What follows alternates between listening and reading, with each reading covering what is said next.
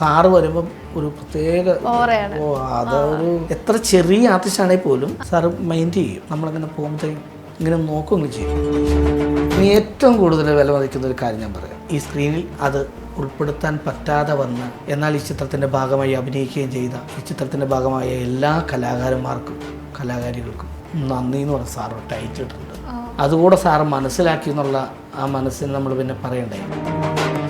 സാറിൻ്റെ മേക്കിങ് ഭയങ്കര രസമായിരുന്നു. മൈന്യൂട്ട് ഡീറ്റെയിൽസ് വരെ അത് നമ്മളിങ്ങനെ നിന്നിട്ട് അപ്പം പോകുന്നില്ലേ പോവാ അല്ലേ എന്ന് പറയണത് ഈ കൈ എത്ര പ്രാവശ്യം ഇങ്ങനെ കാണിക്കണമെന്ന് വരെ പറഞ്ഞു. അത്ര ഡീറ്റെയിൽ ആയിട്ട് പറഞ്ഞു തരുന്ന ഡയറക്ടറോട് സാറ് ഒരാളുടെ അടുത്തും സംവിധാനം പഠിക്കാത്ത ഒരാളാണ്. അഭിനയിക്കാൻ ചാൻസ് ചോദിച്ച് നടന്നിട്ടുള്ള ആളാണ്. അഭിനയിക്കുന്ന ആൾക്കാരുടെ വിഷമങ്ങളും അതൊക്കെല്ലാം മനസ്സിലാക്കുന്ന ആളാണ്. കാരണം സാറങ്ങനെ നടന്നതുകൊണ്ട്. സാറിൻ്റെ കൂടെ അന്ന് ഷോർട്ട് ഫിലിമുകളും മറ്റുള്ള പരിപാടികളിലൊക്കെ അഭിനയിക്കാൻ നടന്ന ആൾക്കാർ ഇന്നും സാറിൻ്റെ കൂടെ ഉണ്ട്. അപ്പോൾ ആ മനുഷ്യയെക്കുറിച്ച് ഞാൻ വായവരാതെ പറഞ്ഞതിൽ തെറ്റുണ്ടോ? മോഹൻലാൽ സാറിൻ്റെ പടത്തിൻ്റെ ലൊക്കേഷനിൽ നിന്ന് ഞാൻ നേരെ പടത്തിൻ്റെ സെറ്റിൽ നിന്ന് ഞാൻ നേരെ പോണ പെയിൻറ്റിങ് സൈറ്റിലേക്കാണ്. എല്ലാ പണിക്കും പോയിട്ടുണ്ട്. എല്ലാ പണിക്കും ഒരു ദിവസത്തെ വരുമാനം പോലും നല്ലതാണ്. അപ്പം ചുമ്മാ ഇരിക്കേണ്ട കാര്യമില്ലല്ലോ. രസകരമായൊരു കാര്യം പറയട്ടെ, ആംബുലൻസിൽ പരിപാടിക്ക് പോയിട്ടുള്ള ആളെ നിങ്ങൾ കണ്ടില്ല? ഇത് നേരെ പേഷ്യൻ്റ് ആശുപത്രിയിലേക്ക് പോയി. ഞാനും പോയി. നാദൃശ്യക്കട പരിപാടിയാണ്. ഒരു ആംബുലൻസ് സ്റ്റേജിൻ്റെ സൈഡിലേക്ക് വന്ന് പോവുക. ആൾക്കാരും കമ്മിറ്റിക്കാരൊക്കെ ഓർത്തില്ല എന്താ ആർക്കും എന്നാ പറ്റാ എന്താ പ്രശ്നം. ആ ഈ എവൻ കെവിൻ്റെ അച്ഛൻ ജി ജോർജ് ആദ്യ സിനിമയിലേക്ക് എനിക്ക് എൻട്രി ചെയ്യുന്നത് അദ്ദേഹമാണ്. സിനിമ സ്വപ്നം കാണുന്നവർക്ക് Chavara film school Kochi. Life net ടിവിയുടെ ഈ ഒരു ഇന്റർവ്യൂ ഇവിടെ തുടങ്ങുന്നത് തുടരും മൂവിയിൽ തന്നെ നല്ലൊരു പെർഫോമൻസ് കാഴ്ചവെച്ച ഒരു പച്ചയായ ആക്ടറും പച്ചയായ മനുഷ്യനുമായ ഷൈജോ അടിമാലിന്റെ കൂടെയാണ്. നമസ്കാരം. മോഹൻലാൽ സാറിന്റെ ഒരു നല്ല കൂട്ടുകാരനായിട്ട് തന്നെയാണ് ഇതിലും പെർഫോം ചെയ്തിട്ടുള്ളത്. അതെ, സാറിൻ്റെ കൂട്ടുകാരിൽ ഒരാളായിട്ട്. അതെ, എങ്ങനെ ഉണ്ടായിരുന്നു ആ ഒരു എക്സ്പീരിയൻസ്? ആ ലൊക്കേഷനേ ഭയങ്കര ഇതാണ്. സാറ് വരുമ്പം ഒരു പ്രത്യേക അതൊരു പ്രത്യേക സുഖം. അതായത് സുഖം എന്ന് പറഞ്ഞാൽ സാറ് നമ്മളെ മൈൻഡ് ചെയ്യും. എത്ര ചെറിയ ആർട്ടിസ്റ്റാണെങ്കിൽ പോലും സാറ് മൈൻഡ് ചെയ്യും. നമ്മളങ്ങനെ പോകുമ്പോഴത്തേക്കും ഇങ്ങനെ നോക്കുകയും ചെയ്യും. ഇങ്ങനെ ഇരിക്കുവാണ്, വേറെ ആൾക്കാർക്കായിട്ട് ചർച്ചയാണ്, അല്ലെങ്കിൽ ഡയറക്റ്റായിട്ട് കഥ പറയുമോ അല്ലെങ്കിൽ എന്തെങ്കിലും സിറ്റുവേഷൻ പറയുമോ കാര്യങ്ങളൊക്കെ ആണെങ്കിലും സാർ ഇങ്ങനെ ഇരിക്കുന്ന സമയത്ത് സാറ് ജസ്റ്റ് ഒന്ന് നോക്കുമോ, ഇങ്ങനെയെങ്കിലും കാണിക്കും. അതൊക്കെ മതി നമുക്ക്. ആ ഒരു ദിവസം എന്നല്ല, ആ ഒരു അന്നത്തെ നമ്മളെ ആ ഒരു ദിവസം അത് മതി. ഭയങ്കര സന്തോഷമല്ലേ. ലാലേട്ടനുമായിട്ടുള്ള ഡയറക്റ്റ് സീനൊക്കെ വന്നപ്പോൾ ഭയങ്കര എക്സൈറ്റ്മെന്റ്, എനിക്ക് മാക്സിമം ചെയ്യണം എന്നാണോ അതോ ഭയങ്കര ടെൻഷനാണോ തോന്നിയത്? ടെൻഷൻ ഇല്ലാന്ന് പറഞ്ഞാൽ സാറിൻ്റെ കൂടെ നിൽക്കുമ്പോൾ നമ്മൾ ചെയ്യുമ്പോൾ എന്തെങ്കിലും പറ്റി സാറിൻ്റെ ടൈം പോകുമല്ലോ, സാറ് എങ്ങനെയാവും എന്നൊക്കെ ഉള്ളൊരു സംഭവം നമുക്ക് തോന്നും. അത് ഏതൊരു ആർട്ടിസ്റ്റും തോന്നും. കൂടുതൽ പേടിക്കാതിരിക്കാൻ എപ്പോഴും തരുൺ സാറിൻ്റെ ഒരു കൈ നമ്മുടെ തോളത്ത് വരുമായിരുന്നു. അതുകൊണ്ട് നമുക്ക് അങ്ങനൊരു പേടിയുടെ ആവശ്യം വരാതെ നമ്മൾ പിന്നെ പ്രാർത്ഥന ഉണ്ട്, തെറ്റിപ്പോലും നന്നായി ചെയ്യാൻ പറ്റുന്ന ഈശ്വര എന്നുള്ളത് പ്രാർത്ഥന ഉണ്ടായിരുന്നു. അതുകൊണ്ട് അങ്ങനെ പ്രശ്നം വന്നില്ലെന്നേ. ആ ഫസ്റ്റ് സീൻ എടുത്തപ്പോൾ തന്നെ ഒറ്റ ടെക്കിലൊക്കെ ഓക്കെ ആയപ്പോൾ പിന്നെ എല്ലാവരും ചേർന്നും പിന്നെ സാറും ഒക്കെ ആയിട്ടുള്ള സംഭവങ്ങളാണ്. അപ്പോൾ അതുകൊണ്ട് വലിയ പേടിയൊന്നും വന്നില്ല. സാറാണെങ്കിലും വളരെ അത് പടം ശരിക്കും കണ്ടു കഴിഞ്ഞവർക്ക് എല്ലാവർക്കും മനസ്സിലാവും സാറ് എത്ര കൂളായിട്ടാണ് ചെയ്തേക്കുന്നത്. തരുൺ സാറിനെ കുറിച്ചിട്ട് വാതോരാണ്ടാ പറഞ്ഞുകൊണ്ടിരിക്കണേ. ആ സെറ്റിൽ വെച്ചുള്ള ഒരു ബെസ്റ്റ് 3 മെമ്മറീസ് പറയാൻ പറ്റുമോ സാറിനെ കുറിച്ചിട്ട്? സാറ് ഒരാളുടെ അടുത്തും സംവിധാനം പഠിക്കാത്ത ഒരാളാണ്.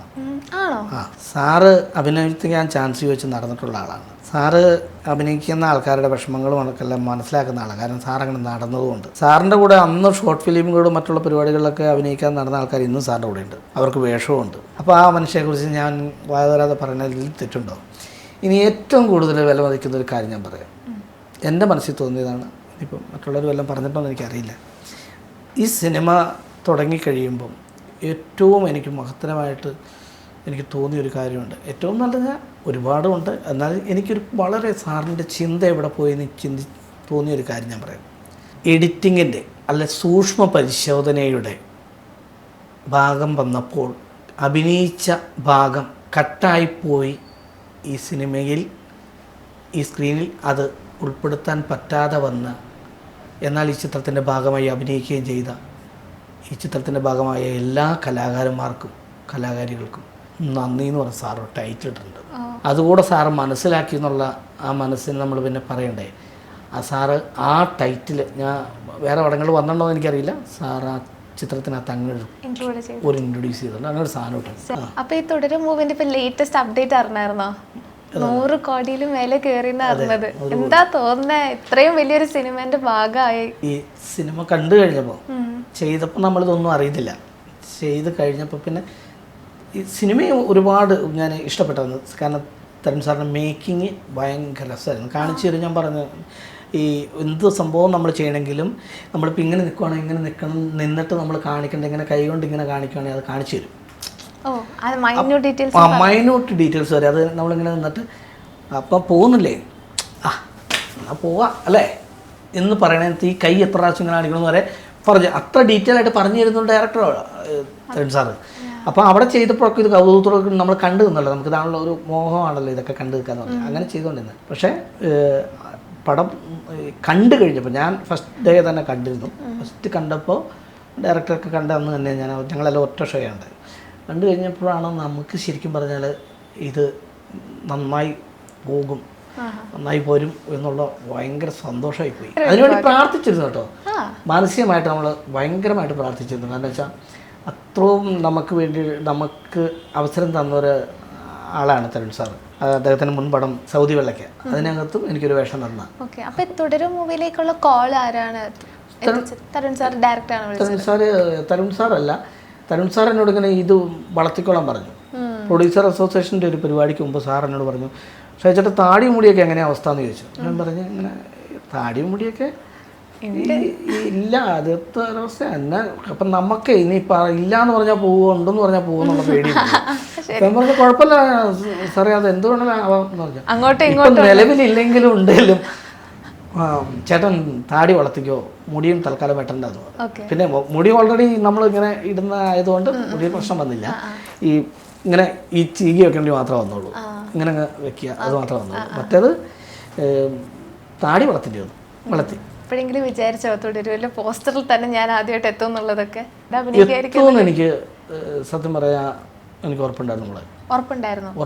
എന്താണെന്നറിയാവോ, അത്രയും വരെ ഞാൻ എഫേർട്ട് എടുക്കാൻ തയ്യാറായിരുന്നു അവിടെ എത്തുന്നവരെ. പക്ഷെ ലാൽ സാറിൻ്റെ കൂടെ തരുൺ സാറിൻ്റെ കൂടെ ഈ ഒരു രഞ്ജിത്ത് സാറ് തരുന്ന വേഷമൊക്കെ ഈ ചിത്രം വരെ എത്തുമെന്നൊന്നും ഞാൻ പ്രതീക്ഷിച്ചില്ല. ഒരു കലാകാരനായിട്ട് അറിയപ്പെടണം എന്ന് ഞാൻ ആഗ്രഹിച്ചു. എത്ര വർഷം എടുത്തു ഈ ഒരു ഗോളിലേക്ക് എത്താൻ വേണ്ടിയിട്ട്? അത് ഒരുപാട് കാലം എടുത്തു. നമ്മൾ പക്ഷേ 5 സ്റ്റാർ തട്ടുകട എന്ന് പറഞ്ഞിട്ടൊരു പ്രോഗ്രാം ചെയ്തപ്പോൾ അതിനകത്തൊരു വെളിച്ചപ്പാടിൻ്റെ ഒരു ക്യാരക്ടർ ഞാൻ ചെയ്തുകൊണ്ടിരുന്നത്. അപ്പം അത് ഞാൻ ചെയ്തുകൊണ്ടിരുന്നപ്പോൾ തന്നെ എനിക്ക് എൻ്റെ ആദ്യ സിനിമയിലേക്ക് എനിക്ക് വിളി വന്ന ആദ്യ സിനിമ എന്ന് പറഞ്ഞാൽ കോട്ടയത്തുള്ള ജയരാജ് സാറിൻ്റെ ഒരു അസിസ്റ്റൻറ്റ് ജി ജോർജ് എന്ന് പറഞ്ഞിട്ടൊരു ഡയറക്ടറുണ്ട്.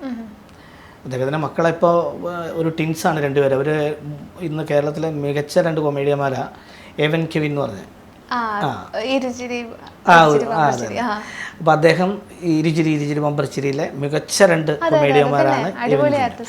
ഈ എവൻ കെവിൻ്റെ അച്ഛൻ ജി ജോർജ് അദ്ദേഹമാണ് എന്നെ ഈ സിനിമയിലേക്ക് വിളിക്കുന്നത്. അത് ആ ചിത്രത്തിൻ്റെ പേര് ജൂബിലി എന്നാണ്. അതിനകത്ത് നായകൻ സൈജു കുറുപ്പാണ്. അത് സൈജു കുറുപ്പിൻ്റെ കൂട്ടുകാരനായിട്ട് മുഴുനീളം ഒരു ക്യാരക്ടർ തന്ന ആദ്യ സിനിമയിലേക്ക് എനിക്ക് എൻട്രി ചെയ്യുന്നത് അദ്ദേഹമാണ്.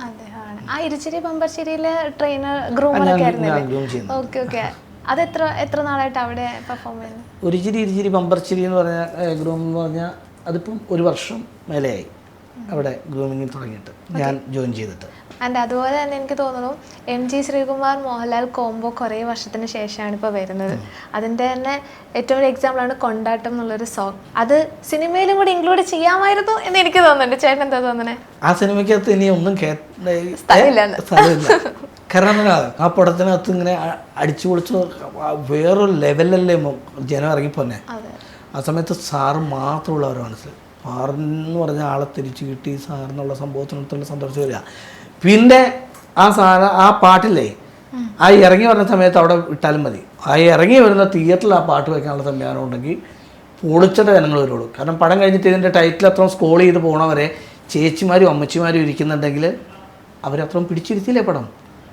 അപ്പോൾ അതിൻ്റെ ആഘോഷം പിന്നെ അവർ പുറത്ത് നടത്തിക്കോളും. ഇതിട്ടില്ലെങ്കിലും കുഴപ്പമില്ല. പിന്നെ വേറെ കേസുണ്ട്, സാറിനൊരു പ്ലാനിങ് കാണും ഈ പാട്ടെടുക്കുമ്പോൾ. ഒരു പ്ലാനിങ് ഉണ്ടാവില്ല അവർക്ക്. ചേട്ടാ കണ്ടോ പാട്ട് കണ്ടു? എങ്ങനെയുണ്ട്? ഉഷാറല്ലേ? ഒരു വെയിൽമുറിയൻ വൈബില്ലേ? നിങ്ങൾക്ക് അടുത്ത ഒരു വൈറൽ പരിപാടി എല്ലാ ആഘോഷത്തിനും കിട്ടാവുന്ന അടുത്തൊരു സാധനം പറഞ്ഞത് 100 കോടിയിലേക്ക് എത്തി നിൽക്കുമ്പം പാട്ടങ്ങ് വിടുക പുറത്തേക്ക്. ആ പാട്ടേ നിസ്സാര പാട്ടല്ലോ. ആ സന്തോഷം മൊത്തത്തിൽ ആഘോഷിക്കാൻ പ്ലാനിങ് ഉണ്ടായിരുന്നു തോന്നുന്നു കേട്ടോ. അവർ ഭയങ്കര പ്ലാനിങ്. അല്ല പ്ലാനിങ് എന്ന് പറഞ്ഞാൽ അവർക്കെല്ലാം അങ്ങ് ചേർത്ത് വെച്ച പോലെ കൂടി വന്നതാണ്. കാരണം ഇതിന് മുമ്പേ ഈ പടം ചിലപ്പോൾ വേണേൽ റിലീസായി പോകാമായിരുന്നു. അതിന് കുറേ സാഹചര്യവശാലൊക്കെ വന്നിട്ട് റിലീസിങ് ടൈമൊക്കെ ഞാൻ അതുപോലെ കേട്ടിട്ടുണ്ട്, നമുക്ക് എന്തെങ്കിലും കാര്യം നടക്കുന്നതിന് മുന്നേ നമ്മളങ്ങനെ പറയണ്ട, നടക്കില്ല എന്നൊക്കെ ഒരു വിശ്വാസമൊക്കെ ഞാൻ ഇങ്ങനെ കേട്ടിട്ടുണ്ട്. അപ്പോൾ ചേട്ടൻ ഇതുപോലെ കോളൊക്കെ കിട്ടിയപ്പം എല്ലാവരോടും പറഞ്ഞോ അതോ ഇല്ല നടന്നു കഴിഞ്ഞിട്ട് പറയാം അങ്ങനെയൊക്കെ ഒരു പ്ലാൻ ഉണ്ടായിരുന്നോ? ഞാൻ പറഞ്ഞിട്ടുണ്ടെന്ന് പറഞ്ഞാൽ ഇന്നതാണ് ഇന്ന ആളുടെ പടം ഇതാണെന്നൊന്നും പറഞ്ഞില്ല. എൻ്റെ കൂടെ നിൽക്കുന്ന എന്നെ അറിയാവുന്ന എൻ്റെ കഷ്ടപ്പാട് ബുദ്ധിമുട്ടൊക്കെ അറിയാവുന്ന ആൾക്കാരോട് എൻ്റെ കുടുംബത്തോടും എനിക്കൊരു സന്തോഷമുള്ളൊരു കാര്യം വരുമ്പം ഞാൻ ഹൈഡ് ചെയ്ത് വെച്ച് കഴിഞ്ഞാൽ പിന്നെ അവരെന്നെ ആ സഹതാപത്തോടു കൂടിയേ കാണുള്ളൂ. അതിന് പകരം ഞാൻ എൻ്റെ കൂട്ടുകാരോട് ഒരു പടത്തിൻ്റെ പാർട്ടി വിളിച്ചിട്ടുണ്ട്, അതാണ് ഞാൻ പറഞ്ഞു ഒരു കുഴപ്പമില്ല ധൈര്യമായിട്ട് എടുക്കുന്നേ എന്ന് പറഞ്ഞ് അവരും കൂടെ ഒരു സന്തോഷമാകുമല്ലോ, അല്ലെങ്കിൽ അവർക്കും സന്തോഷമില്ലല്ലോ. അപ്പം നമ്മളെ സ്നേഹിക്കുന്ന നമ്മളെ ഇഷ്ടപ്പെടുന്ന ഇപ്പം എൻ്റെ ഭാര്യയോടും മക്കളോടൊക്കെ ആണെങ്കിലും പടം വന്നിട്ടുണ്ട് എന്ന് പറയുമ്പോൾ അവർക്കുള്ള സന്തോഷം വേറെയാണ്. കാരണം അവർ നമ്മളെ സ്നേഹിക്കുന്നതാണ്, നമ്മുടെ വളർച്ച ആഗ്രഹിക്കുന്നവരാണ്. നമ്മുടെ കൂട്ടുകാരാണെങ്കിലും നമ്മൾ എങ്ങനെയെങ്കിലും രക്ഷപ്പെടണമെന്ന് ആഗ്രഹിക്കുന്ന ആൾക്കാരാണ് എൻ്റെ നാട്ടുകാർ മൊത്തം. ആരും അതിനകത്തൊരു വിഭിന്ന ചിന്താഗതി ഉള്ളവരില്ല, എല്ലാവരും അവൻ എപ്പോഴെങ്കിലും രക്ഷപ്പെടുമെന്ന് പ്രാർത്ഥിക്കുന്നവരായി. ഞാനിങ്ങനെ കേട്ടു ചേട്ടന് ഒരു വിഷമം തോന്നി, പക്ഷേ ഇങ്ങനെ സിനിമയിലൊക്കെ വന്നു എന്ന് അറിഞ്ഞിട്ടും പ്രതീക്ഷിച്ച റെസ്പോൺസ് ചിലരുടെ ഭാഗത്തുനിന്ന് കിട്ടിയില്ല എന്ന് അറിഞ്ഞപ്പോൾ ചെറിയ വിഷമം തോന്നി എന്നൊക്കെ. അത് നമ്മൾ വിഷമിക്കുന്നതിൽ കാര്യമില്ല. കാരണം വെച്ചാൽ പിന്നീട് നമ്മൾ ഉദ്ദേശിക്കുന്ന, ഞാനത് പറഞ്ഞെങ്കിലും നമ്മൾ ഉദ്ദേശിച്ച സമയത്ത് അവർ നമ്മൾ ഉദ്ദേശിക്കുന്ന രീതിയിൽ ആയിരിക്കില്ലെങ്കിലോ. ഇപ്പൊ ചേട്ടൻ ഇത്ര ഉയരത്തിലായിരിക്കും ചേട്ടൻ മനസ്സിൽ തന്നെ നിൽക്കുന്നത് കിട്ടിയൊരു അച്ചീവ്മെന്റിൽ. ഇവിടെ നീ താഴോട്ട് നോക്കുമ്പോൾ എന്താ തോന്നുന്നത്? അല്ല, നമ്മൾ ഇപ്പം ഇവിടെ നിൽക്കുമ്പം ഒരുപാട് അഭിമാനം തോന്നും. എനിക്ക് ജന്മം തന്ന എൻ്റെ അച്ഛനെ അമ്മയെ ഓർത്തിട്ട്. അവർ രണ്ടുപേരും മരിച്ചുപോയി, അവർ രണ്ടുപേരും ഒന്നുമില്ല. ഞാൻ എൻ്റെ എങ്ങനെയെങ്കിലും ആയി തീരണം എന്നുള്ളത് അവർക്കുണ്ടായിരുന്നു. അപ്പം അങ്ങോട്ടൊക്കെ എത്തുന്നതിൻ്റെ ഭാഗമായിട്ടാണല്ലോ നമുക്കിതൊക്കെ കിട്ടുന്നത്. അപ്പോൾ പുറകോട്ട് തിരിഞ്ഞു നോക്കുമ്പോൾ എന്താണ്, മുമ്പോട്ട് തിരിഞ്ഞു നോക്കുമ്പോൾ എന്താണ്, ഇപ്പോഴത്തെ അവസ്ഥ എന്താണെന്ന് ചോദിച്ചാൽ എനിക്ക് ഇപ്പോൾ സന്തോഷമാണ്. ഇല്ലായ്മയിലും എനിക്ക് സന്തോഷങ്ങളുണ്ടായിരുന്നു, ഇതും ഭയങ്കര സന്തോഷമാണ്. പിന്നെ നമ്മൾ ഓരോരുത്തരും ഓരോ പടികൾ ചവിട്ടി മുന്നേറുമ്പം എനിക്കിതെന്ന് പറഞ്ഞാൽ ഞാൻ പറഞ്ഞില്ലേ ഓസ്കാർ അവാർഡ് പോലത്തെ ഒരു സാധാരണ ഒരു ആക്ടറിന് കിട്ടാവുന്ന ഓസ്കാർ അവാർഡ് എന്നാണ് ചേട്ടൻ. പിന്നെ ഒരു മിമിക്രിക്കാരൻ അടിമാലിയിൽ ഇങ്ങനെ മിമിക്രി കളിച്ച് കിടന്ന ഒരാൾക്ക് അടിമാലി ഗവൺമെൻറ് സ്കൂളിൽ പഠിച്ച് അവിടുത്തെ പെയിൻറ്റിങ്ങിന് നടന്ന് ഓട്ടോ ഓടിച്ച് നടന്ന് അങ്ങനെയൊക്കെ നടക്കുമ്പോഴും നമുക്ക് ഈ പ്രതീക്ഷയും ഈ അലയാനുള്ള മനസ്സും ഉള്ളതുകൊണ്ടാണല്ലോ നമുക്ക് ഇവിടം വരെ എത്താൻ പറ്റിയത്. അപ്പം ഞാൻ ചെയ്തതൊന്നും തെറ്റായിരുന്നില്ല.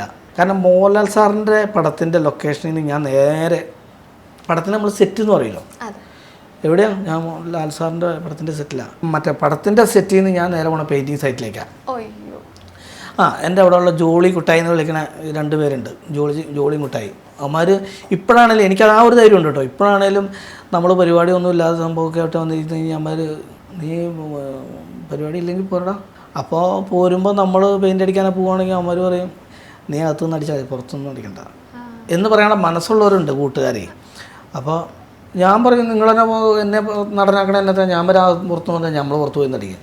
അപ്പോൾ ഞാൻ പറഞ്ഞു ചുമ്മാ ഇരിക്കണം താല്പര്യമില്ല എനിക്ക്. എല്ലാ പണിക്കും പോയിട്ടുണ്ട്, എല്ലാ പണിക്കും. ഒരു ദിവസത്തെ വരുമാനം പോലും നല്ലതാണ്. അപ്പം ചുമ്മാ ഇരിക്കേണ്ട കാര്യമില്ലല്ലോ, കളയേണ്ട കാര്യമില്ല. എന്താണ്, ആരാണ്, എങ്ങനെയാണ് ഈ ഷൈജു എന്നുള്ള ആള് ഇവിടെ എത്തിപ്പെട്ടത്? ഞാൻ കുഞ്ഞുനാട് മുതൽ മിമിക്രി പരിപാടികളൊക്കെ ഇഷ്ടമായിരുന്നു. പാട്ട് പരിപാടി അവിടെ ഞങ്ങളുടെ നാട്ടിലെ പരിപാടികൾക്കെല്ലാം പങ്കെടുക്കുമായിരുന്നു. കുഞ്ഞിലെ പോലെ സ്കൂളിലൊക്കെ ആണെങ്കിലും പങ്കെടുക്കുമായിരുന്നു. അങ്ങനെ ഇതിനോടുള്ള ഇഷ്ടം കൊണ്ട് ഇങ്ങനെ അവിടെ ഞങ്ങളൊരു ചെറിയ ഒരു ഗാനമേള സമിതിയുണ്ട്, ഏഞ്ചൽ മ്യൂസിക് അടിമാലി എന്ന് പറഞ്ഞിട്ട്. അത് എൻ്റെ ഓണർ ജോണിയേട്ടൻ എന്ന് പറയും, നമ്മൾ ഒരു പിതാതുല്യനായൊരു മനുഷ്യനാണ്. പുള്ളി നമ്മൾ വിട്ടു പോയി. അപ്പോൾ ജോണിയേട്ടൻ അവിടെ ആ കാലഘട്ടത്തിൽ അടിമാലി പ്രദേശത്തുള്ള ചെറിയ ചെറിയ കലാകാരന്മാരെയൊക്കെ നമ്മളെപ്പോലുള്ള കലാകാരന്മാരെയൊക്കെ ശരിക്കും പ്രോത്സാഹിപ്പിക്കുന്ന ആളായിരുന്നു. പുള്ളിക്ക് സൗണ്ട് സിസ്റ്റത്തിൻ്റെ കടയായിരുന്നു. പക്ഷെ പുള്ളി അന്നേരം ഈ സൗണ്ട് സിസ്റ്റം ചെക്ക് ചെയ്യുന്നതും ടെസ്റ്റ് ചെയ്യുന്നതും എല്ലാം ഓരോരുത്തരെ വിളിച്ച് എന്തെങ്കിലും അവസരം കൊടുത്ത് പാടിച്ചും പരിപാടിയൊക്കെ ആയിട്ടാണ്. അപ്പോൾ അങ്ങനെ വന്ന് നമ്മൾ ചെയ്ത് ഇങ്ങനെ ഓരോ അവസരങ്ങൾ വരുമല്ലോ. അപ്പോൾ അതിൻ്റെ അനുസരിച്ച് നമ്മളത് പെർഫോം ചെയ്ത് വന്നപ്പം ചേട്ടനൊരു ഏഞ്ചൽ ഓർക്കസ്ട്ര എന്ന് പറഞ്ഞിട്ടൊരു ഇതുണ്ടാക്കി. അപ്പോൾ ചേട്ടൻ്റെ മോന് കീബോർഡിസ്റ്റാണ്. അപ്പോൾ ഞങ്ങളൊന്നിച്ച് പഠിച്ചവരാണ്. അപ്പോൾ അവൻ കീബോർഡ് വായിക്കും. അപ്പോൾ ഞങ്ങൾ ഗാനമേളയൊക്കെ ആയിട്ട് തുടങ്ങി. പിന്നെ അവിടെ നിന്ന് ഗാനമേളയുടെ ഇടയിൽ എന്ത് ചെയ്യണം എന്നോർത്തപ്പോൾ അന്ന് ഗാനമേളയ്ക്ക് ഞാൻ തമിഴും ഹിന്ദിയൊക്കെ പാടുമായിരുന്നു. അപ്പോൾ പാടിക്കൊണ്ടിരുന്നതിൻ്റെ കൂടെ ഞാൻ ഗായകരെ ഇമിറ്റേറ്റ് ചെയ്ത് പാടുന്നൊരു പരിപാടി ഉണ്ടായിരുന്നു. അത് വേറെ ചാനലൊക്കെ ഞാൻ ചെയ്തിട്ടുണ്ട് പിന്നെ. അപ്പോൾ ആ പരിപാടി ചെയ്തപ്പോൾ അങ്ങനെ ഞാൻ പിന്നെ അതിൻ്റെ കൂടെ കുറേ താരങ്ങളെ ഇമിറ്റേറ്റ് ചെയ്യാൻ തുടങ്ങി. അങ്ങനെ ഞങ്ങൾ അതൊരു 1 man ഷോ ആയിട്ട് ഗാനമേളയുടെ ഇടയ്ക്ക് അങ്ങനെ അങ്ങ് പോയി. അത് കഴിഞ്ഞപ്പോൾ അടിമാലിൽ തന്നെ ഉള്ള നാസർക്ക, പിന്നെ ജബ്ബാർ, അങ്ങനെയുള്ള കുറച്ച് പേരെല്ലാം ചേർന്നിട്ട് നമ്മുടെ ബിനോടി മാലി, ഞങ്ങളെല്ലാവരും ചേർന്ന്, ഫൈസൽ, അന്നത്തെ സീരിയൽ ഡയറക്ടർ ഫൈസൽ, ഞങ്ങളെല്ലാവരും ചേർന്ന്, ഏബിള്, ശശി, അങ്ങനെ കുറച്ച് പേരുണ്ട് നമ്മുടെ നാട്ടിലെ കലാകാരന്മാർ. അവരെല്ലാം, ജിജോ, അയാൾ മരിച്ചുപോയി, കൂട്ടുകാരനായിരുന്നു, പുള്ളി മരിച്ചുപോയി. അപ്പം അങ്ങനെയുള്ള എല്ലാവരും കൂടെ ചേർന്നിട്ട് ഒരു ട്രൂപ്പ് ഉണ്ടാക്കി. അങ്ങനെ ആ ട്രൂപ്പിനകത്ത് ഞങ്ങൾ കളിച്ച് കൊണ്ടിരുന്നപ്പോൾ സമയത്ത് അന്നൊക്കെ കൊച്ചിയിൽ നമ്മൾ ഹൈറേഞ്ചുകാർ പറയുക താഴെ പോവാന്ന് പറയണേ. കൊച്ചി വരുന്ന കോതമംഗലം കഴിഞ്ഞ് നേരുമംഗലം പാലം കഴിഞ്ഞ് ഞങ്ങൾ ഇങ്ങോട്ട് പോരുന്നതിന് ഞങ്ങൾ പറയണത് താഴേക്ക് പോകുന്നതാണ്. അപ്പം ഞങ്ങൾ അവിടുന്ന് പോലും താഴേക്ക് എന്ന് പറയണേ. അപ്പോൾ അങ്ങനെ എറണാകുളം ഭാഗത്തുനിന്ന് കലാകാരന്മാരൊക്കെ നമ്മൾ ഭയങ്കര ആകാംക്ഷയാണല്ലോ, ആദരവാണ്, അവരുടെ ബഹുമാനമാണ്, നമ്മൾ കൊതിക്കുന്നതാണല്ലോ അവിടെ എത്താനായിട്ട്. അപ്പോൾ അങ്ങനെ ഞങ്ങൾ അവിടെ കളിച്ചുകൊണ്ടിരുന്ന സമയത്ത് നമ്മുടെ ഈ അടിമാലി സാഗര എന്നാണ് ആ ട്രൂപ്പിൻ്റെ പേര്, ഞാൻ പറഞ്ഞില്ലേ.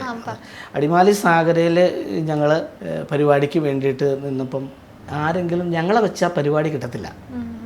ഞങ്ങളെ നാട്ടുകാർ തന്നെയാണല്ലോ. അപ്പം ഞങ്ങളെ വെച്ച് അങ്ങനെ പരിപാടി കിട്ടത്തില്ലാത്തതുകൊണ്ട് ഈ പരിപാടിയെല്ലാം പിടിക്കാനായിട്ട് 2 പേരുടെ മുഖം വേണം, 1-2 പേരുടെ മുഖം വേണം. അപ്പം അന്നത്തെ ഞങ്ങളുടെ സാമ്പത്തിക ശേഷിയൊക്കെ ഞങ്ങൾ തന്നെ അഡ്ജസ്റ്റ് ചെയ്തിട്ടൊക്കെയാണല്ലോ പിടിക്കുന്നത്. ഞങ്ങളുടെ സാമ്പത്തിക ശേഷി വെച്ചിട്ടൊക്കെ ഞങ്ങൾക്ക് വിളിക്കാവുന്ന 2 ആർട്ടിസ്റ്റുകളായിട്ട് ഞങ്ങൾക്ക് തോന്നിയിട്ടുള്ളതും അന്നത്തെ കത്തി നിൽക്കുന്ന താരങ്ങളുമാണോ ഇഷ്ടംപോലെ കാസറ്റുകളിലും കലാഭവൻ്റെ പരിപാടികളിലൊക്കെ പങ്കെടുക്കുന്ന ജോയി കുട്ടമ്പുഴ, പിന്നെ ശശി പിണ്ടിവന എന്ന് പറഞ്ഞ 2 പേരുണ്ടായിരുന്നു. അപ്പോൾ അവരെ ഞങ്ങൾ ഗസ്റ്റായിട്ട് വെച്ചു. അപ്പോൾ ജോയി ചേട്ടൻ ഞങ്ങളുടെ ട്രൂപ്പിൻ്റെ സംവിധായകനും ശശിചേട്ടൻ ഗസ്റ്റ് ആർട്ടിസ്റ്റുമായിട്ട് വെച്ചു, പിണ്ടിവന ശശിചേട്ടൻ.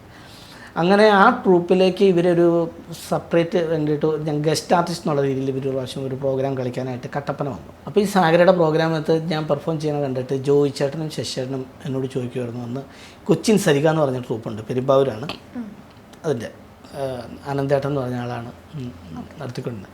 അദ്ദേഹത്തിൻ്റെ ട്രൂപ്പിനകത്തേക്ക് കൊച്ചിൻ സരികയിലേക്ക് വരുന്നുണ്ടോ എന്ന് ചോദിച്ചതിനോട് വലിയ സന്തോഷമല്ലേ, കാരണം നമ്മൾ ഇപ്പം പഠിത്തം കഴിഞ്ഞിങ്ങനെ എന്താ ചെയ്യേണ്ടതെന്ന് ഓർത്ത് നിൽക്കുന്നു. അപ്പം ഞാൻ പറഞ്ഞു എന്താട്ടാ ഞാൻ വരാം എന്ന് പറഞ്ഞു. അങ്ങനെ ഇവരിവിടെ വന്ന് സരികയിൽ വന്ന് പറഞ്ഞപ്പോൾ അവർ പറഞ്ഞു അങ്ങനെയാണ് ആളെ ഒന്ന് ടെസ്റ്റിന് വേണ്ടി കൊണ്ടുവരാൻ പറഞ്ഞു. അപ്പോൾ ഞാൻ വന്നു, ഒരു പ്രോഗ്രാമിന് വന്ന് അവിടെ പ്രോഗ്രാമില്ല, ഞാൻ വന്നു കൊച്ചിൻ സരികയിൽ വന്ന് പെർഫോം ചെയ്തു. അപ്പോൾ ഇൻ്റർവ്യൂ പോലെ അവർ ഇതൊക്കെ ഒരു 95. അതേപോലെ ഇപ്പോഴത്തെ യങ്സ്റ്റേഴ്സിനോട് ചേട്ടനോട് ചോദിക്കുമ്പോൾ സക്സസ് ആവാൻ ചേട്ടൻ്റെ ഒരു ഫോർമുല എന്താണെന്ന് ചോദിച്ചാൽ എന്തായിരിക്കും പറയാ? അല്ല, ഞാൻ മോളെ അത്രയൊന്നും പറയാറായിട്ടില്ല. സത്യം പറഞ്ഞു കഴിഞ്ഞാൽ നിങ്ങളിപ്പോൾ എന്നോട് ചോദിക്കണമെന്ന് വെച്ചാൽ അത് തന്നെയാണ് ഈ ചിത്രം. ഇത്രയും വലിയൊരു ചിത്രത്തിൻ്റെ ഭാഗമായ ഒരാളെന്നുള്ള രീതിയിലല്ലേ നിങ്ങൾ എന്നോട് ചോദിക്കണേ. അതിന് വേണ്ടിയിട്ട് നമ്മുടെ അർപ്പണബോധവും നമ്മുടെ അലയാനുള്ള മനസ്സും ഉണ്ടെങ്കിൽ നടക്കും. എത്രയോ രാത്രികളിൽ ആലുവ സ്റ്റാൻഡിലും ഇവിടെയൊക്കെ പ്രോഗ്രാം കഴിഞ്ഞ് വരുമ്പം സാജു കൂടിനും മറ്റേ സാധിച്ചേട്ടൻ പോവും, മറ്റേ തോമസ് ഹോപ്പിൽ കുടിച്ചേട്ടൻ പോവും, അങ്ങനെ ഇവരെല്ലാവരും പോവും. അപ്പോഴും ആലുവ ബസ് സ്റ്റാൻഡിൽ നമ്മളൊരു അന്നൊക്കെ ഈ ചെറിയൊരു കവറോ അല്ലെങ്കിൽ ഇതൊക്കെ ഉണ്ടാവുള്ളൂ, കുഞ്ഞു ഇതൊക്കെ ഉണ്ടാവുള്ളൂ. അതും പിടിച്ചിട്ട് നമ്മളവിടെ നിപ്പെന്ന് പറഞ്ഞാൽ വെളുക്കുന്നവരെ നിൽക്കണം. പിന്നെ എന്നോടുള്ളൊരു സ്നേഹം കൊണ്ട് ഇവരൊക്കെ ഈ എല്ലാവരും കൂടെ കുടിച്ച് വർത്താനം പറഞ്ഞ് ചായയൊക്കെ കുടിച്ച് ഒരു ചായയ്ക്ക് പകരം ഒരു 3 ചായ വരെ കുടിച്ചവരുണ്ട് അതിനകത്ത്. സാജു കുടിയൻ ചേട്ടനൊക്കെ ഒരു ചായക്ക് 3 ചായ കുടിച്ചിട്ട് അവൻ്റെ വണ്ടി വരട്ടെ അണ്ട് പോകാമെന്ന് പറഞ്ഞ് നിന്നിട്ടുണ്ട്. എന്നാലും എനിക്ക് വണ്ടി വരുള്ളൂ വെളുപ്പിന് വരെ. അപ്പോൾ അങ്ങനെ നമ്മൾ നിൽക്കാനുള്ള മനസ്സുണ്ടല്ലോ, അത് ഉണ്ടെങ്കിൽ ഓക്കെയാണ്. അതുപോലെ ചേട്ടൻ എന്താണ് സമാധാനം എന്നുള്ളൊരു വാക്കിനോട് തോന്നുന്നത്? ചിലർ പറയും എനിക്ക് പൈസ വന്നാലേ എനിക്ക് സമാധാനമുള്ളൂ, അല്ലെങ്കിൽ എനിക്കിത് കിട്ടിയാലേ എനിക്ക് സമാധാനം ആവുള്ളൂ. ചേട്ടനെ സംബന്ധിച്ച് എന്താണ് സമാധാനം? പൈസ വന്നാൽ സമാധാനമായിരുന്നു എന്ന് പറയണത് ആ പറയുന്നവരെ തെറ്റല്ല. അത്രത്തോളം അവരെ സമാധാനം കെടുത്തുന്നുണ്ട് ഇതില്ലാത്തതുകൊണ്ട്. അങ്ങനെ പറയുമ്പോൾ പണം ഒരു മുഖ്യ ഘടകമാണ്. പക്ഷേ സമാധാനം അതൊന്നുമല്ല, പണം മാത്രമല്ല. സമാധാനം എന്ന് പറഞ്ഞാൽ നമ്മൾ കൂടുതൽ ബാധ്യതകളിലേക്ക് പോകാതിരിക്കുന്നതാണ് ഏറ്റവും വലിയ സമാധാനം എന്ന് ഞാൻ വിശ്വസിക്കുന്നത്. പിന്നെ വേറൊരു ഗുണമുണ്ട് സമാധാനം എന്ന് പറഞ്ഞാൽ, ഉള്ളത് കൊണ്ട് ജീവിക്കാൻ പഠിച്ചാൽ അത് വലിയൊരു സമാധാനം. അപ്പോൾ ഇനി ചേട്ടൻ്റെ പ്ലാൻ എന്തൊക്കെയാണ്? എന്തെങ്കിലും അപ്കമിങ് പ്രോജക്ട്സ് ഒക്കെ വന്നിട്ടുണ്ടോ? കുറച്ച് പടങ്ങളിലേക്ക് വർക്കിലേക്ക് വിളിച്ച്, പിന്നെ ഒരു 1-2 പ്രോഗ്രാമുകളൊക്കെ പുറത്തേക്ക് വിളിച്ചിട്ടുണ്ട്. അങ്ങനെയൊക്കെ നിന്ന് പുറത്തേക്കാകുമ്പോൾ പോയിട്ടുള്ളതാണ്, ഇങ്ങനെ വന്നിട്ടുണ്ട്. ഇപ്പം ആദ്യം പിന്നെ നമ്മുടെ ഇഷ്ടപ്പെടുന്ന ആൾക്കാരൊക്കെ ഉണ്ടല്ലോ, അവരോടൊക്കെ ചോദിച്ചിട്ട് ഏറ്റവും നല്ല നോക്കിയിട്ടൊക്കെ അത്യാവശ്യം വലിയ കുഴപ്പമില്ലാത്ത രീതിയിലൊക്കെ ചെയ്യണം എന്നോർത്തിരിക്കണം. പിന്നെ നമ്മൾ തന്നെ ഒരു സീരീസ് പോലൊരു കോമഡി ചെയ്യണം. ഞാൻ ഞാൻ റൈറ്റർ എന്ന് പറഞ്ഞാൽ ഞങ്ങളുടെ സംഘടനയുണ്ട് എഴുത്തുകാരുടെ, Malayalam television channel comedy writers. അതിൻ്റെ എക്സിക്യൂട്ടീവ് മെമ്പറായിരുന്നു. ഇപ്പം ഞാൻ മെമ്പറാണ്. അപ്പോൾ അതിനകത്ത് അപ്പോൾ ഇങ്ങനെ എഴുതി നമ്മൾ തന്നെ എഴുതി ഉണ്ടാക്കി നമ്മൾ ചെയ്യുന്ന ഒരു കോമഡി ഒരു വെബ് സീരീസിനെ കുറിച്ച് പ്ലാൻ ചെയ്തിട്ടുണ്ട്. അത് വേറെ ടീമുകൾ ചെയ്തോളും, നമ്മളത് കൊടുത്താൽ മതി. അത് ഞാൻ ഈ പടം ഇറങ്ങുന്നതിന് മുമ്പേ പ്ലാൻ ചെയ്താട്ടോ. Okay okay. അതുപോലെ തന്നെ ചേട്ടൻ നല്ലൊരു ഫാമിലി പേഴ്സൺ ആണെന്ന് എനിക്ക് തോന്നിയിട്ടുണ്ട്. അപ്പോൾ വീട്ടിലുള്ള റെസ്പോൺസ് എന്തായിരുന്നു? വീട്ടിൽ ആരൊക്കെ ഉണ്ട്? നല്ല ഫാമിലി പേഴ്സൺ ആണെന്നുള്ളത് എൻ്റെ ഭാര്യയും മക്കളും അംഗീകരിക്കണം. അവരംഗീകരിച്ചു എന്ന് തോന്നുന്നു. കാരണം ഭാര്യയും 3 മക്കളുമാണ്, 3 പെൺകുട്ടികളാണ് എനിക്ക്. അവരെപ്പോഴും നല്ല സപ്പോർട്ടായിട്ടും എന്ത് കാര്യത്തിനും, കാരണം എല്ലാ കാര്യങ്ങളും അവരൊക്കെ തന്നെയാണ് നമ്മളെ സപ്പോർട്ട് ചെയ്യുന്നത്. എന്ത് കാര്യം ഉണ്ടെങ്കിലും പറയും. ജസ്റ്റ് ഇപ്പോൾ സിനിമയൊന്നുമല്ല, അല്ലാതെ നമ്മൾ കോമഡി പ്രോഗ്രാമൊക്കെ ഇല്ലേ, അതൊക്കെ വരുമ്പോൾ അവരെന്നെക്കുറിച്ച് വിമർശിക്കാറുമുണ്ട്, പറയാറുമുണ്ട്, എല്ലാം ഉണ്ട്. അങ്ങനെയുള്ള ഒരു ഇതാണ്, നല്ല സപ്പോർട്ടാണ്. എല്ലാവരും പറയും ഒരു പെണ്ണിൻ്റെ പുറകിൽ ഒരു ആണിൻ്റെ ശക്തി ഉണ്ട് സക്സസിന്. അതുപോലെ തന്നെ ചേട്ടൻ്റെ ഒരു ശക്തി വൈഫായിരുന്നു. അവളുടെ പേര് ജിജി എന്നാണ്, വൈഫിൻ്റെ പേര്. അത് ഭയങ്കര ശക്തി തന്നെയാണ്. ശക്തിയും പവറും പ്രാർത്ഥന. പവർഫുൾ ആണ്. ശക്തി, പവർ, പ്രാർത്ഥന, ഇത് 3 പുള്ളിക്കാരുടെ മെയിനാണ്. ഓക്കെ. നമ്മളെ ശക്തിപ്പെടുത്തുക, മക്കളെ ശക്തിപ്പെടുത്തുക, പ്രാർത്ഥിക്കുക. ഇപ്പോഴത്തെ ചെറുപ്പക്കാരാണെങ്കിലും പലരും ഫോഴ്സ്ഫുള്ളി ഇഷ്ടമില്ലാത്ത ജോലി ചെയ്ത് പുറത്ത് പോവുക, പൈസ ഉണ്ടാക്കുക എന്ന് പറഞ്ഞ് നിൽക്കുന്ന കുറേ പേര് എനിക്കറിയാം. ഫാഷൻ്റെ പുറകെ പോകുന്നത് വളരെ ചുരുക്കമാണ്. അങ്ങനെയുള്ളവർ ഒരുപാട് സ്ട്രഗ്ലിങ് ചെയ്യുന്നുണ്ട്. അപ്പം ചേട്ടന് ഇങ്ങനത്തെ എന്തെങ്കിലും ഒരു സിറ്റുവേഷൻ വന്നിട്ടുണ്ടോ? ഇനി ഇതിലൊന്നും പോവണ്ട, ഇനി എനിക്ക് കുടുംബമൊക്കെ നോക്കണം, ഇതിൻ്റെ പുറകെ നടന്നിട്ട് കാര്യമില്ല, അല്ലെ അതിന് വേണ്ടിയിട്ട് ചുറ്റുള്ളവർ നമ്മളെ ഫോഴ്സ് ചെയ്യുക, അങ്ങനെയൊക്കെ ഉണ്ടായിട്ടുണ്ടോ? ഇത് സത്യസന്ധമായിട്ട് പറഞ്ഞാൽ ഞാൻ എന്നാൽ കുറച്ച് നാൾ ഇച്ചിരി പ്രശ്നങ്ങളൊക്കെ അതായത് ഫിനാൻഷ്യലൊക്കെ ഒന്ന് സെറ്റാകുന്നവരത്തേക്ക് നമുക്ക് പുറത്തെന്തെങ്കിലും ഒരു ജോലി കിട്ടിയാലോ എന്ന് ചോദിച്ച് ഖത്തറിലുള്ള എൻ്റെ ഒരു കൂട്ടുകാരനുണ്ട്. ദുബായിൽ, ഖത്തറിൽ, മസ്കറ്റിൽ ഒക്കെ രാജേഷ്. അപ്പം രാജേഷും ജ്യോതി അവരുടെ ഫാമിലി, അവർക്കിങ്ങനെ ഈ സ്പെയർ പാർട്സിൻ്റെയൊക്കെ ബിസിനസ്സാണ്. അപ്പം ഞാൻ ആദ്യത്തെ എൻ്റെ ഗൾഫ് യാത്രയിൽ ചെന്നപ്പോൾ അവരുടെ വീട്ടിൽ പോയി, അജിത എന്ന് അവരുടെ അമ്മയുടെ പേര്. അപ്പോൾ അവിടെ പോയി ഭക്ഷണം കഴിക്കുകയും അവനാണ് എന്നെ കൊണ്ടുപോയി കറക്കിയൊക്കെ നടക്കുക, അതിലേക്ക് പോകാനൊക്കെ കൊണ്ട്. ഈ രാജേഷാണ്, അവനും ഞങ്ങൾ സെയിം ഒരു പ്രായക്കാരാണ്. ഈ രാജേഷിൻ്റെ അടുത്ത് ഞാൻ പറഞ്ഞ അളിയ എന്തെങ്കിലും ഒരു പണി എനിക്ക് അവിടെ സെറ്റ് ചെയ്ത് തരാമോ, ഞാനങ്ങ് പോകുന്നോട്ടെ എന്ന് ചോദിച്ചു. എന്തെങ്കിലും പണി സെറ്റാക്കി തരാമോ എന്ന് ചോദിച്ചു. അപ്പം പറഞ്ഞു ഇല്ലല്ലേ, അത് നോക്കണ്ടെന്ന് പറഞ്ഞു. എടാ പ്ലീസ് എന്ന് പറഞ്ഞു. ഇല്ല, നിനക്ക് എന്തെങ്കിലുമൊക്കെ ദൈവം തരും, നീ വലിയ പ്രാർത്ഥനയും നിനക്ക് ഭയങ്കര വിശ്വാസമാണല്ലോ, പിന്നെ നീ എന്നെ പോകുന്നതെന്ന് ചോദിച്ചു. അത് കഴിഞ്ഞിട്ട് ഈ മസ്കറ്റിലെ കരിമ്പങ്കാല എന്ന് പറഞ്ഞിട്ടൊരു ഹോട്ടലുണ്ട്, മലയാളി റെസ്റ്റോറൻറ്റാണ്. അപ്പോൾ അവർ പുതിയ 2 ബ്യൂട്ടി പാർലർ, ഈ ഹെയർ കട്ടിങ് ഇതൊക്കെ ചെയ്യുന്ന ബ്യൂട്ടി പാർലർ 2 സ്റ്റാർട്ട് ചെയ്യുകയാണ്. പിന്നെ ഒരു കോഫി ഷോപ്പും ഉണ്ട്. അപ്പോൾ ഇനി അതിൻ്റെ ഇനാഗ്രേഷന് എന്നോട് വരാമെന്ന് ചോദിച്ചു. അപ്പോൾ എൻ്റെ ഒരു കൂട്ടുകാരൻ്റെ അളിയൻ്റെ കടയാണ്, സിജോ എന്നാണ് കടയുടെ ഓണറുടെ പേര്. കൂട്ടുകാരൻ ബിനോയി എന്നാണ് പേര്. എൻ്റെ വീടിൻ്റെ അടുത്ത് നെയ്ബറാണ്. അപ്പോൾ അവൻ എന്നോട് പറഞ്ഞു നമുക്ക് പോകാം, ഞാനും വരാമെന്ന് പറഞ്ഞു. എന്നാൽ ശരി, ചുമ്മാരിക്കില്ല, നമുക്ക് പോയേക്കാന്ന് പറഞ്ഞാൽ നമ്മൾ പോയി. അവിടെ ചെന്ന് ഇനാഗ്രേഷനൊക്കെ കഴിഞ്ഞപ്പോൾ ഞാൻ ഇനാഗ്രേഷൻ കഴിഞ്ഞാൽ അവരോട് തന്നെ ചോദിച്ചു എനിക്ക് എന്തൊരു പണി തരാമെന്ന്. ചേട്ടൻ ഇനാഗ്രേഷൻ എന്തിനാ പോയത്? അവിടെ ഈ റിബൺ കട്ട് ചെയ്യുന്ന പരിപാടി ഇല്ലേ, ഓക്കെ, അതിനാണ് പോയത്. അവിടെ കഴിഞ്ഞപ്പോൾ ഞാൻ അവരോട് ചോദിച്ചെന്ന് അവരുടെ ആ റെസ്റ്റോറൻ്റ് അല്ല ഞാൻ ചെയ്തത്, ഞാൻ ബ്യൂട്ടി പാർലറിൻ്റെ ഇനാഗ്രേഷനാണ് ചെയ്തത്. പിന്നെ ഒരു കോഫി ഷോപ്പ് ഉണ്ടോ, ഞാൻ അവസാനം അവരോട് ചോദിച്ചു, എനിക്ക് തമാശ രീതിയിൽ ഇങ്ങനെ അളിയ ഞാനും കുറച്ച് നാൾ ഇവിടെ അങ്ങ് നിന്നാലോ എന്ന് ആലോചിക്കുമോ പറഞ്ഞു. അളിയനൂടെ വന്നിട്ട് തന്നെ കാണിക്കാം. അല്ല ഞാൻ എന്തെങ്കിലും പണിയൊക്കെ ആയിട്ട് നിൽക്കാം, അളിയൻ എന്നാന്ന് വെച്ചാൽ എല്ലാവർക്കും കൊടുക്കുന്ന സാലറി എനിക്ക് എന്നാൽ മതി എന്ന് പറഞ്ഞു. അതൊന്നും വേണ്ട, പൊക്കോളം പറഞ്ഞ് തിരിച്ചു വിട്ടു. അപ്പോൾ ഞാൻ തിരിച്ച് വരാതിരുന്നേനെ, ഒന്നോടെ ഞാൻ അളിയനോട് പറഞ്ഞെങ്കിൽ എനിക്ക് കിട്ടേനെ. എൻ്റെ നാട്ടിലെ ഒരു വലിയൊരു എനിക്ക് പ്രായം കൂടിയ ആൾക്കാരുമായിട്ടും കൂട്ടുണ്ട്. അവിടെ തങ്കപ്പൻസ് ജ്വല്ലറി എന്ന് പറഞ്ഞാൽ ഞങ്ങളുടെ നാട്ടിലെ ഒരു തങ്കപ്പൻസ് ജ്വല്ലറി, അടിമാലിലെ ആദ്യത്തെ ജ്വല്ലറിയാണ് തങ്കപ്പൻസ് ജ്വല്ലറി. തങ്കപ്പൻ സാറ്, തങ്കപ്പൻ ചേട്ടൻ സാറിന് വിളിച്ചതെന്ന് വെച്ച് കഴിഞ്ഞാൽ അവിടെ ഒരു സ്കൂൾ തുടങ്ങി. അദ്ദേഹം മകനെ പഠിപ്പിക്കാൻ വേണ്ടി ഒരു ഇംഗ്ലീഷ് മീഡിയം സ്കൂൾ തുടങ്ങിയ ആളാണ്. പിന്നെ അത് എല്ലാവരും അവിടെ വന്നിട്ട് ഇപ്പോൾ അവിടുത്തെ ഇംഗ്ലീഷ് മീഡിയം സ്കൂൾ അടിമാലിൽ. അപ്പോൾ അവിടുത്തെ ഈ തങ്കപ്പൻ ചേട്ടൻ്റെ മകനുണ്ട്, ശ്രീകാന്ത് എന്ന പേര്. പുള്ളി അടിമാലിൽ ആദ്യമായിട്ട് സിനിമയിൽ അഭിനയിച്ചൊരു മനുഷ്യനാണ്, തങ്കപ്പൻസ് ജ്വല്ലറിയുടെ ഓണർ. അപ്പോൾ പുള്ളി നമ്മൾ ഈ ശ്രീകാന്ത് ഭയങ്കര കൂട്ടുകാർ, ഞങ്ങൾ ഭയങ്കര ബന്ധമാണ്. അങ്ങനെ ഇടപെട ബന്ധമല്ല, ഒരു ബഹുമാനിക്കുന്ന, എനിക്ക് ശ്രീകാന്ത് അണ്ണാന്ന് ഞാൻ വിളിക്കുന്നത്. അപ്പോൾ അതുപോലെ ബഹുമാനം എന്നെ ക്ഷയിച്ചൊന്ന് വിളിക്കും. അപ്പോൾ ഞാനവിടെ ചെന്നിട്ട് ഞാനവിടെ ജോലിക്ക് നിൽക്കാനായിട്ട് ശരിക്കും മനസ്സിലോട്ട് ഞാൻ ഓർത്തായിരുന്നു. വൈഫിനോട് വിളിച്ച് പറഞ്ഞു നമുക്ക് ഇവിടെ നിൽക്കാം, എന്നിട്ട് കുറച്ച് പൈസയൊക്കെ ആയിട്ട് നമ്മൾ കാര്യങ്ങളൊക്കെ നടത്തിയിട്ട് ഞാൻ വരാം എന്ന് പറഞ്ഞു. അപ്പം ഈ ശ്രീകാന്ത് സാറിനോട് ഞാനിങ്ങനെ പറഞ്ഞു, ഇന്നൊരു ശ്രീകാന്താണ് അടുത്തത്. ശ്രീകാന്താണ് എന്ത് സമ്മതിക്കില്ല, അവിടെ നിൽക്കേണ്ട ഷൈജു കൂടെ വരൂ, വന്നിട്ട് നമുക്ക് എന്നാ ചെയ്യാം, എന്താ പ്രശ്നം, തൽക്കാലം കാര്യങ്ങളൊക്കെ നമുക്ക് പോകും, പിന്നെ അങ്ങനെ നിൽക്കല്ലേ, വാ ഇങ്ങോട്ട് വാ, ഇവിടെ പരിപാടികളൊക്കെ ഉണ്ടല്ലോ എന്ന് പറഞ്ഞു. അങ്ങനെ ഞാൻ തിരിച്ച് നാട്ടിൽ വന്നു. അപ്പോൾ ഈ പടവും ഇതിനു മുമ്പ് ദിലീപേട്ടൻ്റെ പവി കെയർ ടേക്കർ അതിനകത്ത് ഞാനുണ്ട്. അതിനകത്ത് ദിലീപേട്ടൻ തന്നെ പറഞ്ഞിട്ടാണ് എന്നെ, ദിലീപേട്ടൻ എന്നെ ഇങ്ങനെ പറയാൻ കാരണം എന്താണെന്ന് വെച്ചിട്ടുണ്ടെങ്കിൽ കേശു വീടിൻ്റെ നാഥൻ എന്ന് പറയുന്ന ചിത്രമുണ്ട്. ആ പടത്തിനകത്തേക്ക് നാദിഷയ്ക്ക് എന്നെ വിളിക്കുക, അമൃതയിലൊരു പ്രോഗ്രാം ചെയ്ത്. അപ്പം നാദിഷയ്ക്ക് അത് കണ്ടിട്ട് നാദിഷയ്ക്ക് അവിടെ ഉണ്ടായിരുന്നു. നാദിഷയ്ക്ക് പറഞ്ഞു ഷൈജോടി മല്ലെ ഞാൻ സിനിമയിലേക്ക് എടുക്കാമെന്ന് പറഞ്ഞു. അങ്ങനെ കേശു വീടിൻ്റെ നാഥനിൽ അദ്ദേഹം ഒരു വേഷം തന്നു. അത് കഴിഞ്ഞിട്ട് പിന്നെ വന്നത് ഇപ്പോൾ പവി കെയർ ടേക്കർ എന്നെ വിളിച്ചു. അപ്പോൾ ഇതിലേക്കൊക്കെ വന്നപ്പോൾ ഈ ശ്രീകാന്ത് എന്നോട് വിളിച്ചിട്ട് ഞാൻ പറഞ്ഞ എങ്ങനെയുണ്ട്, അങ്ങനെ നിനക്ക് വരാനുള്ള വരും, അല്ലാതെ പെട്ടെന്ന് പ്രശ്നങ്ങൾ ആ സാമ്പത്തിക പ്രശ്നം അത് ഇതാണെന്ന് പറഞ്ഞ് അങ്ങോട്ടും ഇങ്ങോട്ടും പോകുമല്ലോ, നീ ഇത്ര നാൾ ഓടിയില്ലേ എന്നടല്ലോ, ഇനി നീ അങ്ങ് ഓട്. അങ്ങനെ ഞാനങ്ങ് തിരിച്ചു വന്നങ്ങനെ ഇതിലേക്ക് വന്ന്. എനിക്ക് തോന്നുന്നു ചേട്ടൻ്റെ ജീവിതത്തിൽ ഒരുപാട് ആത്മാർത്ഥതയുള്ള കുറേ സുഹൃത്തുക്കളുണ്ട്. ഇന്നത്തെ കാലത്ത് അത് കാണാനേ ഇല്ല. പിന്നെ ഞാൻ ട്രൂപ്പിൽ കളിക്കുന്ന ട്രൂപ്പിലേക്ക്, പ്രൊഫഷണൽ ട്രൂപ്പിലേക്ക്, കൊച്ചിയിലേക്ക് ട്രൂപ്പിലേക്ക് വരുമ്പോൾ എനിക്ക് പാൻറ് ഷർട്ട് വാങ്ങിച്ചു തന്നത് അവിടെയുള്ള റിജി കുറ്റിപ്പുഴ എന്ന് പറഞ്ഞ ആളാണ്.